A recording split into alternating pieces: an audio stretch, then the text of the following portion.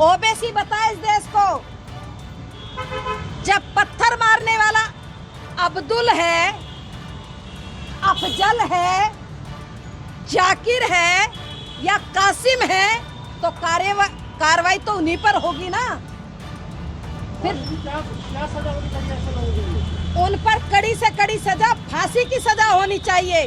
बहुसंख्यक देश ये देश है, हिंदुओं के त्योहारों पर इस तरह की ये घटनाएं शर्मनाक घटनाएं। नमस्कार, यूपी तक देख रहे हैं आप, मैं हूं आपके साथ में गौरांशी श्रीवास्तव।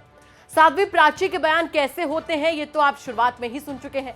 खुलकर निशाना साधना और अपने बयानों के लिए जाने जाना, इन दो बातों से ही साध्वी प्राची का परिचय दिया जाए तो गलत नहीं होगा। साध्वी प्राची पहुंची तो थी यूपी के मुजफ्फरनगर पूजा करने, लेकिन जैसे ही मीडिया ने उनसे सवाल पूछने शुरू किए वैसे ही उन्होंने धड़ाधड़ अपने अंदाज में अपनी बातें रखनी शुरू कर दी। वही तेवर, वही कलेवर और वही निशाना साधने का अंदाज। थोड़ी देर पहले पूजा कर रही साध्वी प्राची पूरी तरीके से अलग और आक्रामक रूप में नजर आने लगी। दरअसल साध्वी प्राची शिव चौक पर भोले बाबा की पूजा करने के लिए पहुंची थी। बाबा की पूजा के बाद में वो मीडिया से मुखातिब हुई और कई सवालों के जवाब दिए। साध्वी प्राची का कहना था कि हज करने के लिए जाते हैं तो वहां पर गैर मुस्लिम प्रवेश नहीं कर सकते, वर्टिकल में जाते हैं तो गैर ईसाई वहां पर प्रवेश नहीं कर सकते हैं। तो संत समाज भी मांग कर रहा है कि चार धाम यात्रा पर गैर हिंदू का प्रवेश नहीं होना चाहिए। और मैं विशेषकर उत्तराखंड के सीएम को धन्यवाद देना चाहूंगी कि उन्होंने हमारी मांग की कदर की है। मैंने इसीलिए मांग की है, हज करने के लिए जाते हैं तो वहाँ पर गैर मुस्लिम प्रवेश नहीं कर सकता। वेटिकन में जाते हैं तो गैर ईसाई वहाँ पर प्रवेश नहीं कर सकता। तो संत समाज भी मांग कर रहा है कि चार धाम की यात्रा पर गैर हिंदू का प्रवेश वर्जित होना चाहिए। और मैं विशेषकर उत्तराखंड के सीएम साहब को धन्यवाद देना चाहती हूँ कि हमारी इस मांग की उन्होंने कदर की है और इस मांग को स्वीकार किया। वहीं साध्वी प्राची ने पत्थरबाजों को भी जमकर निशाने पर लिया। पत्थरबाजी की बढ़ती घटनाओं पर साध्वी ने चिंता जताते हुए कहा कि हम भव्य यात्रा निकालते तो अभी तो वो सिर्फ 20% है जो पत्थरबाजी करते हैं, जब वो 50% हो जाएंगे तो हिंदुओं की शव यात्रा भी निकलनी दूभर हो जाएगी। देखिए, हिंदुओं के कोई भी त्योहार हो और ये हिंदुओं के लिए मैं समझती चिंतन करने का विषय है।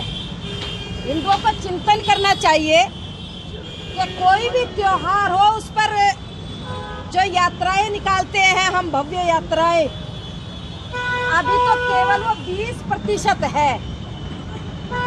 तो पत्थरबाजी करते हैं, जब वो 50% हो जाएंगे तो हिंदुओं की शव यात्रा भी निकलनी दूभर हो जाएगी।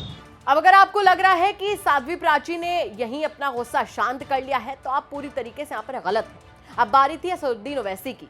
साध्वी प्राची ने ओवैसी साहब पर भी जमकर निशाना साधा। पहले बिना नाम लिया और उसके बाद नाम लेकर साध्वी ने जमकर ओवैसी को निशाने पर लिया।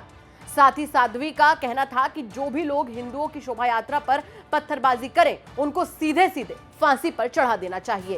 एक हैदराबाद से आवाज उठी है एक नेता की, वो कह रहा है कि एक ही संप्रदाय के लोगों पर शिकंजा कसा जा रहा है।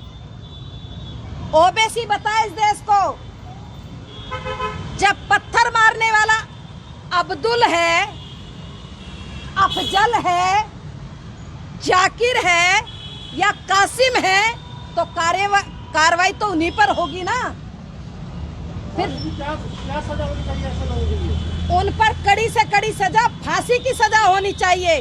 बहुसंख्यक देश ये देश है, हिंदुओं के त्योहारों पर इस तरह की ये घटनाएं शर्मनाक घटनाएं। वहीं लाउडस्पीकर के फैसले का साध्वी ने स्वागत किया, लेकिन हाँ, जिस तरीके से या फिर यूं कहें कि जिस ताबड़तोड़ अंदाज से साध्वी निशाना साध रही थी उसको लेकर आपका क्या कहना है हमें कमेंट करके जरूर बताएं। साथ ही साध्वी के सभी बयानों पर आपकी क्या राय है वो भी हमें जरूर बताएं। उत्तर प्रदेश से जुड़ी तमाम छोटी बड़ी खबरों के लिए आप बने रहे यूपी तक के साथ। नमस्कार।